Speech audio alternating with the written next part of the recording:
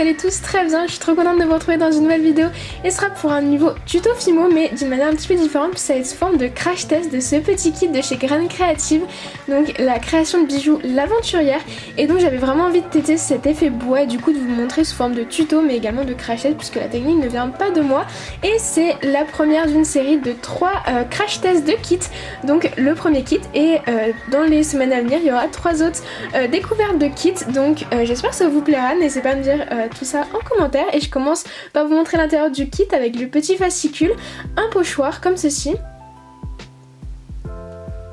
enfin plutôt un gabarit d'ailleurs, ensuite 2 pains de Fimo, du coup des petits pains de 25 grammes, un chocolat en blanc, un petit pot de peinture marron, et ensuite un lot d'après, donc il y a pas mal d'après dedans, c'est vraiment pas mal. Je vais passer au tuto. Donc je commence par ouvrir mes petits pains de Fimo. D'ailleurs niveau quantité, je trouve qu'à la fin le blanc manquait un petit peu, enfin en vrai il manquait pas vraiment mais c'est vrai qu'il y avait pile poil le compte donc c'était pas mal et beaucoup de chocolat, mais c'est pas très important, mais juste voilà pour vous dire. Du coup j'ai pris un mélange de blanc avec un tout petit peu de chocolat pour faire ce clair et ensuite du blanc, et je vais venir faire l'effet un petit peu marbré pour retrouver cet effet sur le bois, et c'est une technique que j'aime beaucoup et que j'utilisais par exemple déjà pour faire des marbrés sur des macarons, des trucs comme ça, et du coup là pour cet effet bois je trouvais ça pas mal d'utiliser cette technique. Donc simplement j'ai fait 2 rondins, donc tout ce que je vous explique là c'est ce qui est expliqué dans le fascicule du kit, hein. C'est vraiment pas un tuto, une technique de moi, voilà, c'est pour montrer le test du kit mais également le petit tuto. Du coup je viens torsader ce petit boudin et après vraiment les compresser etc pour venir faire apparaître un petit peu cette marbrure, et après en venant rouler avec le rouleau et vraiment vous torturez la pâte un peu dans tous les sens, c'est vraiment, ça donne un joli marbré à chaque fois.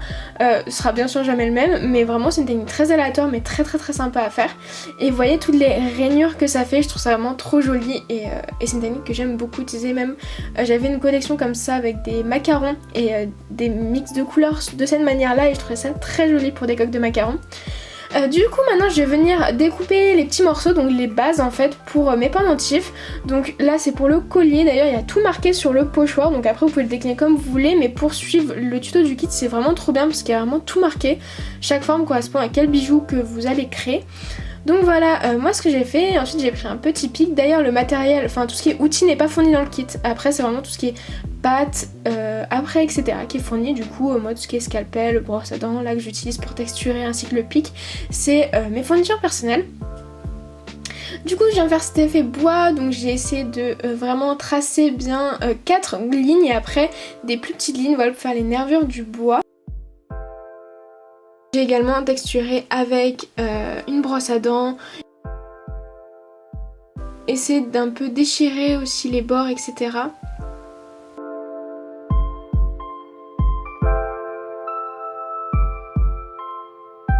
Du coup voilà, et ensuite pour faire le nœud du bois en fait je suis venue avec le dos d'un pinceau faire un petit trou. Vous voyez je vais refaire un petit peu la texture pour que ce soit vraiment un peu friable comme du bois. Je viens mettre un petit morceau de pâte dans le même trou. Et en fait je vais venir texturer le morceau de pâte comme s'il était dans la continuité et qui faisait cet effet nœud du bois qui est très caractéristique du bois, et je trouve ça vraiment, ça donne tout de suite vraiment un côté beaucoup plus réaliste. Donc voilà le résultat avant peinture. J'ai également fait pareil pour les 2 petits bouts et après du coup on va venir passer à la coloration avec la peinture, et donc ça c'est une technique vraiment trop bien. Donc en fait je vais prendre une petite coupelle avec un peu d'eau pour venir diluer un petit peu de peinture et avoir vraiment quelque chose de très dilué, hein. Vraiment on vient pas mettre de la peinture telle quelle, on vient vraiment juste mettre un peu une eau colorée vraiment dessus. Enfin pas mal pigmentée quand même, mais vous voyez cette texture est vraiment un peu de l'eau. Et ensuite je viens mettre du coup vraiment tout sur la création, n'hésitez pas, et après on vient essuyer avec une lingette et ça en fait ça rentre dans les stries et c'est ça qui va donner cet effet bois. Du coup voilà, je trouve ça vraiment trop sympa, voilà le résultat. Et du coup maintenant on va venir passer aux autres petits éléments du pendentif, donc avec une plaque fine de chocolat et une plaque fine de blanc. Je vais venir découper d'autres gabarits, donc toujours avec le même gabarit je viens de découvrir d'autres losanges. Pareil, tout est dit sur le gabarit, mais après libre vous de faire comme vous voulez. Moi j'ai vraiment voulu suivre le tuto, mais après je pense que je vais vraiment utiliser cette technique pour la décliner parce que vraiment j'aime beaucoup cet effet bois, je trouve ça très sympa et ça fait un style de bijou un peu bohème sympa, j'aime beaucoup. Donc pourquoi pas vous allez voir des idées avec cette technique là dans des futures créations. Donc voilà. Donc je viens découper un petit peu l'excédent comme j'ai fait à chaque fois parce que la taille je la trouve un peu grande, du coup à chaque fois j'ai rétréci un petit peu. Puis je viens superposer mes deux plaques. Je viens couper encore une fois l'excédent pour que ce soit plus net. Et ensuite je viens faire des petits trous. Donc pour le pendentif je vais me faire un de part et d'autre et pour les bouts d'oreilles un trou au milieu. Et voilà le résultat, ça passe au four 30 minutes à 110 degrés. Après cuisson, du coup, je suis venue vernir. Ça non plus n'est pas fourni dans le kit, voilà, c'est optionnel, mais moi j'aime bien vernir mes créations. Pour vous dire, j'ai verni avec le vernis satiné de chez Fimo le bois pour avoir un effet satiné et 2 couches de brillant pour ce qui est en marron et blanc, voilà, pour essayer d'avoir un petit contraste. Et ensuite on va passer au montage, donc là je vais pas vraiment faire un petit tuto montage mais voilà je vais monter les créations voilà avec les après du kit tout simplement. Ah oui dans le kit il propose aussi de faire une bague, moi j'aimais pas trop la bague donc je l'ai pas faite tout simplement.